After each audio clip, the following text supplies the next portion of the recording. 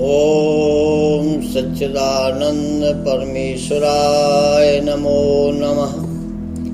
ओम सच्चिदानंद परमेश्वराय नमो नमः। ओम सच्चिदानंद परमेश्वराय नमो नमः। रमैया राम नमो नमः।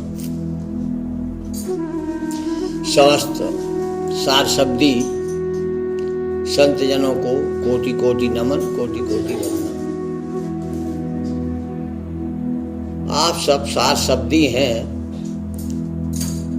सार शब्द जिसको प्राप्त हो जाता है, किसको प्राप्त हो जाता है, कौन प्राप्त कराता है? सार शब्द स्वयं परमात्मा ही प्राप्त कराता है। हमारे प्रयास से, हमारे साधनों से परमात्मा कभी प्राप्त नहीं होता है। वो स्वयं जिस पर कृपा करता है उसी को अपना परिचय देता है, उसी को अपनी अनुभूति कराता है। फिर भी हम जगत में रहते हैं।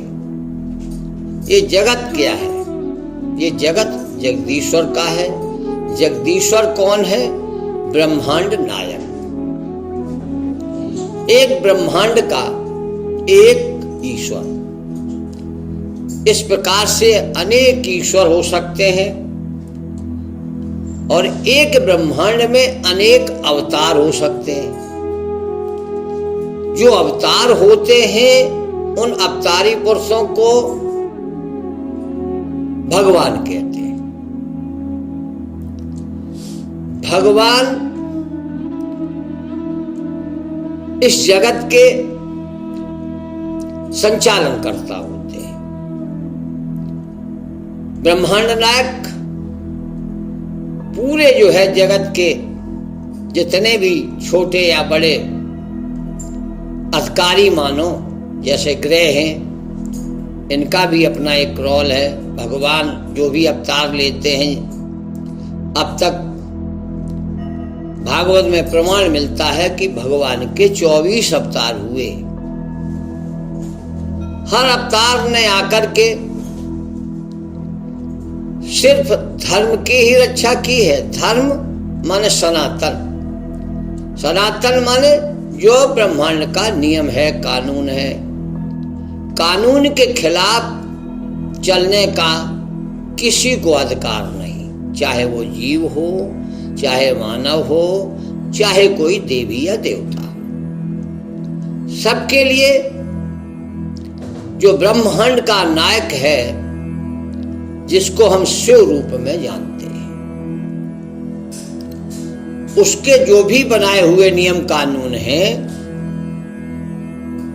उनका जिन्होंने नियम अपने बनाए हैं वो भी उस नियम के अधीन हैं। और जितने भी फिर देवी देवता होते हैं मानव तक, क्योंकि मनुष्य भी एक देवता का ही रूप है। पृथ्वी का जितना भी काम है पृथ्वी पर रहने वाले, उन सबके देखिए आप, अधिकारी से लेकर राष्ट्रपति तक मनुष्य ही है।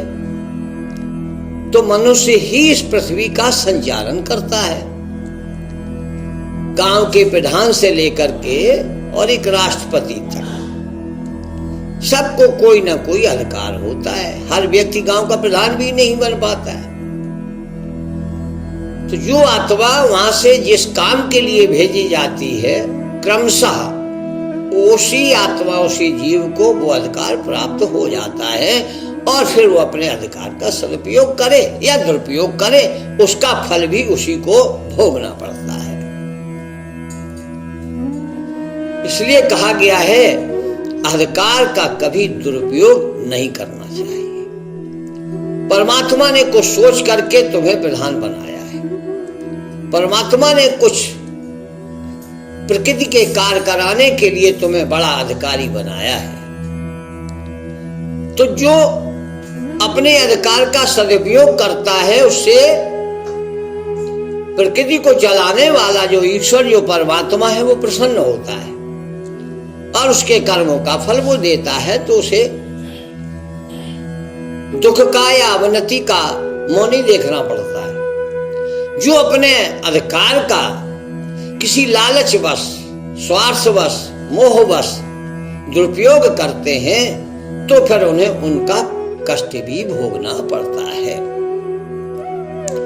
तो अब जो सार शब्द है ये आपको इस जगत से नहीं, क्योंकि जगत जहां तक है वहां तक बंधन है। जगत में माला मंत्र काम करते हैं, लेकिन मोक्ष के लिए या सार शब्द पाने के लिए किसी भी साधन की आवश्यकता नहीं है। बिंदु जी ने लिखा था कि भजन होता है, किया नहीं जाता। आज लोग भजन खुद कर रहे हैं। जहां तक जगत का, इस ब्रह्मांड का 84 लाख योनियों का कार्य है, ये कर्म प्रधान है। यहां जो भी आप कर्म करोगे उसका फल भोगना पड़ेगा। और कर्म बंधन कभी टूटता नहीं। कभी पुण्य ज्यादा हो जाएंगे तो आपकी उन्नति हो जाएगी, कभी पाप ज्यादा हो जाएंगे तो आप नरक तक पहुंच जाएंगे, 84 लाख योनियों में भटकते रहेंगे। तो ये सारा कार्यक्रम चलता रहता है। तो जो परम ज्ञान यानी आत्मा का संबंध, आत्मा और विवेक ये एक जोड़ी है। मन और बुद्धि ये एक जोड़ी है। आप में से किसी ने पूछा था कि हमारे जीवन में मन का क्या रोल है, तो आपके जीवन में मन का रोल मात्र जगत तक है। जब तक आप जगत में हैं वहां मन ही प्रभावी है। वहां आपका बुद्धि और मन ये दोनों मिलकर के ये संसार चला रहे हैं। अब आपकी मन और बुद्धि ठीक है तो आपका जीवन भी ठीक होगा। मन बुद्धि आपकी गलत है तो आपको आज नहीं तो कल वही परिणाम आपके सामने आएगा। अब मन का पोषण कौन करता है? अन्न। अन्न जैसा होगा अन्न वैसा बनेगा मन। और मन जो सोचेगा बुद्धि को उसके अनुसार काम करना पड़ता है। बुद्धि निर्णय ले लेती है। आज हमारा मन समोसा का है, तुरंत बुद्धि पे जाता है। बुद्धि कहती है चलो चलना चाहिए, वो तुरंत पूरे इंद्रियों को सक्रिय कर देता है। इंद्रियां जो है अपना वर्क करने लगती हैं और दुकान तक पहुंच करके ले आती है। जीवा को स्वाद मिलता है, मन खुश हो जाता है, मेरे मन की चीज मिल गई। तो मन का संबंध इस जड़ जगत से है, क्योंकि मन भी स्वयं जड़ है। अब मन जड़ है, फिर इसको चेतन कौन करता है? तो आत्मा और विवेक ये हमारे जो मन बुद्धि है इनको चेतन किए हुए हैं। जब आपकी आत्म तत्व जिसे सत्ता कहते हैं, जिसे शक्ति कहते हैं, जिसे प्राण कहते हैं, जब ये शक्ति जो है निकलती है तो फिर मन और बुद्धि का कोई काम नहीं रहता है। हाँ, इतना होता है शक्ति जाने के बाद जीव पर जो मन बुद्धि ने किया है उसका फल भोगना पड़ता है। आपने जीवन में बड़े संघर्ष से, बड़े मेहनत से धन कमाया, प्रॉपर्टी बनाई, लेकिन यदि वो नीति से बनाई है तो आगे उसका आपको फल मिलेगा। क्योंकि एक जीवन तो बनाने में ही बीत जाता है और हम उसका सही सदुपयोग नहीं कर पाते। बहुत से लोग बड़ी मेहनत से घर बनाते हैं, साल भर रह पाते हैं और मृत्यु हो जाती है। लेकिन जो नीति से बनाया है तो हो सकता है उन्हें उससे जाकर के आगे और भी अच्छे महलों में जाकर के जन्म मिल जाए। लेकिन यदि वो अनीति से बनाया है तो वो फिर जीव की उन्नति नहीं अवनति हो जाती है, और वो अनीति का जो कमाया हुआ धन या प्रॉपर्टी है उसका उसे लाभ नहीं मिलता है। फिर उसके यहाँ जो उसकी संतति होती है वो भी बिगड़ जाती है और उस प्रॉपर्टी को नष्ट कर देती है। ये आप देख रहे, प्रायः देख रहे हो आप। संतानें जो हो रही हैं बनी बनाई प्रॉपर्टी को नशापत्ती में पड़ गई और मेट देती। और एक वो संतान हो जाती है कि आप गरीब है लेकिन संतान आकर के उन्नति करती है और आपके जो आपकी अधूरी इच्छाएं होती हैं वो पुत्र पूरी कर देता है। तो ये सब क्रम क्या है? ये सृष्टि का है, ये जगत का है कि आपने किसी की मदद की है तो वही जो है आपके यहाँ पुत्र बन के आएगा, आपकी मदद कर देगा। और यदि आपने किसी का लिया है तो वही आपका बेटा बन के आएगा और सब आपका सफाया कर देगा। इसलिए ही तो कहा गया है कि जगत में रहने के लिए कर्म प्रधान है। यहाँ आपको अच्छे कर्म ही करना पड़ेंगे। और आपको जगत से मोह है तब तक आप जगत में ही रहेंगे। कितनी ध्यान धारणा योग आसन सत्संग महल या आश्रम या कितने ही बड़े आप वेशधारी साधु संत ज्ञानी चारों वेदों के आप ज्ञाता क्यों ना हो, लेकिन ये सब वेदों का ज्ञान भी इस ब्रह्मांड का भी है। जहां मोक्ष की बात आई है, ब्रह्मांड को जगत को छोड़ने की बात आई है, वहां वेदों में भी नेति नेति शब्द आया है। नेति नेति कहे वेद पुकारे कि वो परमात्मा वो मोक्षदायक कोई और है। जब तक हम ईश्वर देवता ईश्वर परम कृष्णा सच्चिदानंद विग्रह नादिर नादिर गोविंद सर्व कारण कारणात्, इस जगत को रचने का, सृष्टि को चलने का, चलाने का, बनाने का कारण ब्रह्मांड नायक ही है। इसलिए आपने भगवान कृष्ण का विराट रूप देखा है तो उस विराट रूप में देखो कितने जितने भी आप देवता जानते हो वो सब उस विराट रूप में दर्शते दिखाई देते हैं। और उस विराट रूप के ऊपर भी आपको शेषनाग दिखाई देते हैं। शेषनाग का छत्र लगा हुआ है। इसका मतलब यह है कि हम सब काल के दायरे में हैं। काल कहते हैं समय को। हम समय की पाबंदी में हैं। हमें समय के अनुसार ही सब कार्य करने पड़ते हैं और समय में रह के समय के रहते ही हमको भोगना भी पड़ते हैं। हाँ, नरो नारायणो भवेत, हमने अच्छे कर्म किए, भजन किया, भक्ति की है, साधना की है। साधना का मतलब क्या होता है? हमने अपने आप को कितना साधा है। लोग समझते हैं कि हमने पाठ पूजा कर ली, मंत्र जप लिए या कोई स्तोत्र वगैरह हमने कंठस्थ करके पाठ कर लिए, हमारी साधना हो गई। ये साधना नहीं है। साधना का मतलब है हमने अपने आप को कितना साधा है, कितनी इंद्रियां हमारे बस में है, मन हमारे बस में है, या बुद्धि हमारी ऐसी है जो हमेशा सत्य का ही निर्णय लेती है, या हमारे विचार हमेशा शुद्ध आते हैं। आपके अंदर यदि आप साधना कर रहे हो लेकिन विचार निगेटिव है तो आपकी साधना बाहर की हुई और अंदर की तो साधना कुछ है ही नहीं। जिसके अंदर कुछ नहीं पुण्य का प्रभाव होता है, अंदर उसके यदि ज्ञान नहीं है तो बुरे विचार आएंगे ही। छोटी छोटी बातें सोचेगा ही, छोटी छोटी बात पर क्रोध करेगा ही, लालच उसके अंदर होगा ही, मोह उसके अंदर होगा ही, काम वासना उसे सताएगी ही, तृष्णा ईर्ष्या द्वेष ये यदि आपके अंदर है तो आपकी साधना नहीं हो रही है। आपके अंदर अगर भेदभाव का विचार है, आपके अंदर भेदभाव है तो आपका कोई मंत्र आपका काम नहीं कर रहा है, कोई देवी देवता आपकी नहीं सुन रहा है। सिर्फ आप एक तसल्ली के लिए घर में एक पूजा घर बना लिया और वहां सुबह धूप दीप आरती कर ली, मंत्र जप लिया, पाठ पूजा कर ली, आपने कहा बस जीवन का हमारा लक्ष्य हो गया, अब अपने कार्य में जुट गए, हमारा काम बन गया। ये स्वयं में धोखा है, आप धोखे में हो। सही साधना वो है जब आपके अंदर द्वेष न हो, किसी के प्रति ईर्ष्या न हो, आपको क्रोध ना आए, आप किसी को भी देख करके मोहित ना हो, आपके प्रति मात्र सब में ईश्वर मयम जगत जो भी है सब लक्ष्मी नारायण का रूप है।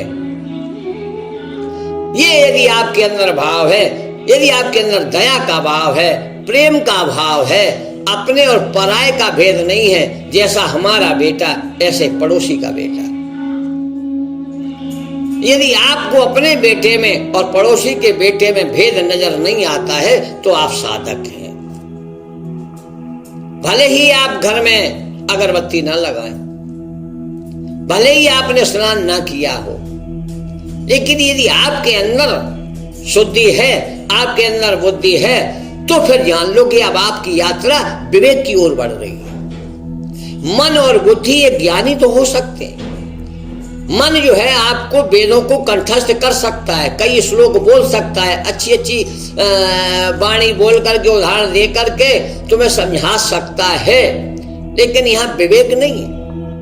ये बुद्धि और मन का काम है। ये जगत की ही बात करेंगे, ये मोक्ष या परमात्मा की बात करेंगे ही नहीं, क्योंकि इन्हें ये अधिकार ही नहीं है। ये अधिकार तो परमात्मा स्वयं मानव जन्म में ही देते हैं। भले ही आप ब्रह्मा विष्णु महेश बने रहें, हाँ, ब्रह्मा विष्णु महेश वो आत्माएं हैं जो परमात्मा को जानती हैं, लेकिन उन्होंने कोई इच्छा रही कि मुझे देवता बनना है तो वो अपनी इच्छा से ही जन्म लेते हैं, क्योंकि ये मुक्त है। मुक्त प्राणी जो होते हैं वो अपनी इच्छा से ही धरा पर आते हैं, अच्छे काम करते हैं और अपनी इच्छा से ही चले जाते हैं। इसी का नाम मोक्ष है। कुछ लोग समझते हैं मोक्ष हो जाएगा तो हमारा अस्तित्व क्या है, हमारा आत्मा का अस्तित्व क्या है, वो तो खत्म ही हो जाएगी। नहीं भैया, वो अजर अमर अविनाशी है। ना माया कभी खत्म होगी, ना आत्मा कभी खत्म होगी, क्योंकि ये दोनों ही परमात्मा के ही तो अंश हैं। लेकिन काम सबका अलग अलग है, आत्मा और विवेक, मन और बुद्धि। तो ज्ञानी से विज्ञानी प्रिय है। विज्ञान माने विवेक जहां जागृत होता है तो वहां से पढ़ाई फिर मोक्ष की चलने लगती है। लेकिन जिसका विवेक सोया हुआ है, जिसके अंदर विवेक है ही नहीं, मानते हैं अपने को हम बहुत विवेकी, बड़े बड़े लोग बड़े तर्क करते हैं और वो समझते हैं कि हम विवेकी। अरे विवेकी नहीं हो तुम, जानकार हो, ज्ञानी हो, लेकिन तुम्हें जानकारी मात्र यहाँ रहने की है। इसी जगत में रहोगे, 84 योनियों में ही भ्रमण करोगे, कभी ऊपर कभी नीचे, कभी ऊपर कभी नीचे। लेकिन यदि तुम्हें जन्म मृत्यु से परे होना है तो सगुण और निर्गुण से भी परे होना पड़ेगा, माला मंत्रों से भी परे होने पड़ेगा, वेद मंत्रों से भी परे होना पड़ेगा, सब छोड़ना पड़ेगा। तो क्या ये सब बेकार है? नहीं। जगत की पढ़ाई अलग है, जगत में रहने के लिए भजन, जगत के कानून नियम अलग है।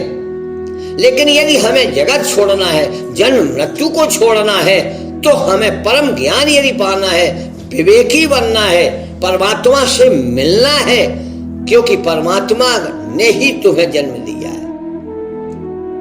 परमात्मा के तुम अंश हो, लेकिन इतने गिर चुके हो कि तुम अपनी इच्छा के अनुसार कोई काम नहीं कर सकते, ना तुम अपनी हर इच्छा की पूर्ति कर सकते हो। हर इच्छा की पूर्ति नहीं कर सकते। कितने ही आप जो है ज्ञान, कितने ही आप धनवान हो जाएं, लेकिन लाखों ऐसी इच्छाएं होंगी जिनकी तुम पूर्ति पैसे से भी नहीं कर सकते। लोगों के पास धन हो सकता है, लेकिन शांति पैसे से नहीं मिल सकती, क्योंकि ये शांति इस जगत की चीज है ही नहीं। जगत की चीजों में थोड़ी देर का सुख है, उसके बाद नश्वर है। जगत में शांति है, लेकिन थोड़ी देर के लिए है, टिकाऊ नहीं है। तो थोड़ी देर में ही हो जाती है अवेर, और ये भटकता रहता है। लेकिन परम शांति चाहिए, हमेशा के लिए आनंद हो, हमेशा के लिए सुख हो। हम जब चाहे तब पृथ्वी पर आ जाएं, हम जब चाहे तब अपने लोक में चले जाए, हम जब चाहे तब उस देवता का आह्वान करें, वो देवता हमें दर्शन दे। यहां तक यदि आपको पहुंचना है तो आपको ये जगत को भुला करके और मात्र जो है बिल्कुल खाली पात्र बन करके बैठना होगा।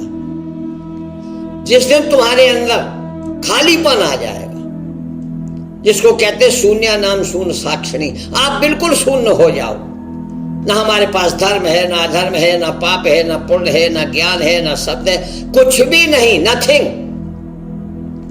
जिस दिन आप नथिंग में आओगे उस दिन आपकी समथिंग शुरू होगी। लेकिन अभी किसी से कहो भैया हाँ हम तुमसे ज्यादा जानते हैं, हर व्यक्ति चतुर है। कोई बेईमानी में चतुर है तो कोई ईमानदारी में चतुर है, कोई दूसरे का धन लेने में चतुर है तो कोई अपनी मेहनत से कमाई करने में चतुर है, कोई किसी पर दया करता है, बंधन मुक्त करना चाहता है, तो बहुत से ऐसे दुष्ट प्राणी हैं कि उसे नाजायज सताने में उन्हें संतोष मिलता है। तो ये क्या है, धर्म और अधर्म। देवताओं तक ये चलता है, वहां भी धर्म अधर्म है, वहां भी जो है ना राक्षस होते हैं, वो देवताओं को परेशान करते हैं, इंद्रासन लेना चाहते हैं। भस्मासुर का नाम का एक राक्षस हुआ, उन्हीं से वरदान लिया और उन्हीं को मारने चला। तो ये सब जगत का खेल है, ब्रह्मांड का खेल है। यहाँ कभी कोई किसी पर विश्वास नहीं कर पाता। यही हमें कथाएं बताती, ये बताती हैं, लेकिन ये ज्ञान नहीं देती है कि तुम्हें इन सब चीजों से मुक्ति कैसे मिलती। ज्ञान ज्ञान ज्ञान, बहुत से ज्ञानी पड़े हुए, एक से एक तर्क कुतर्क करते रहते, लेकिन परमात्मा की अनुभूति ना हुई ना उन्हें होगी, कभी नहीं होगी, कितनी मेहनत कर लेना। तो आपने पूछा था मन का रोल क्या है। मन का रोल जगत तक है, लेकिन मन है स्वतंत्र किसमें, कार्य करने में, लेकिन फल देने के लिए मन भी स्वतंत्र नहीं है। मन भी बंधन में, काम आप करोगे फल कोई दूसरा देगा। इसलिए भगवान कृष्ण ने कहा है कर्म किए जा फल की इच्छा मत कर। ए नादान प्राणी, ए मूर्ख प्राणी, तू सोचे कि मैं करूंगा तू फल की, अरे नहीं नहीं, फल तो मैं दूंगा, पास तो मैं करूंगा, तू तो पेपर देता रहे, एग्जामिनर हूं मैं नंबर दूंगा। लेकिन इंसान क्या सोचता है कि नहीं जो मैं करता हूं वो ठीक करता हूं। नहीं भैया, तुम जो कर रहे हो वो बिल्कुल ठीक नहीं है। बिल्कुल ठीक कब होगा, जब आप शून्य नाम शून्य साक्षर नथिंग में आ जाओ।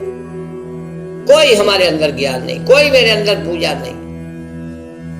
हाँ कहते तो है मुंह से, लेकिन चतुरता में कमी नहीं। जो कुछ है तेरा तेरा, तुझको अर्पण किया लागे मेरा, बस वाणी से तो कह दिया, वाणी से कह दिया, लेकिन उस पर चलते नहीं।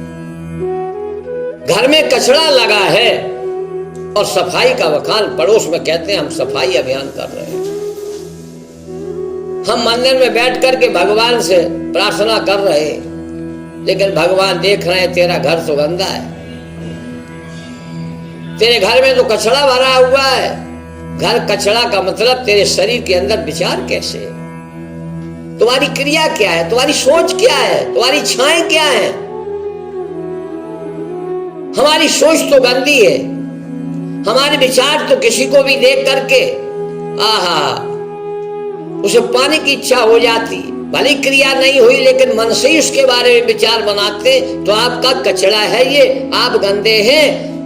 आप भगवान ईश्वर को, देवताओं को भी धोखा दे रहे हैं मंदिर में बैठ करके आंखें माला बंद करके। चाहे वो वहां का महंत हो, चाहे एक साधारण जाकर के दर्शनार्थी हो, सबकी नजर किस डिब्बे पर लगी है।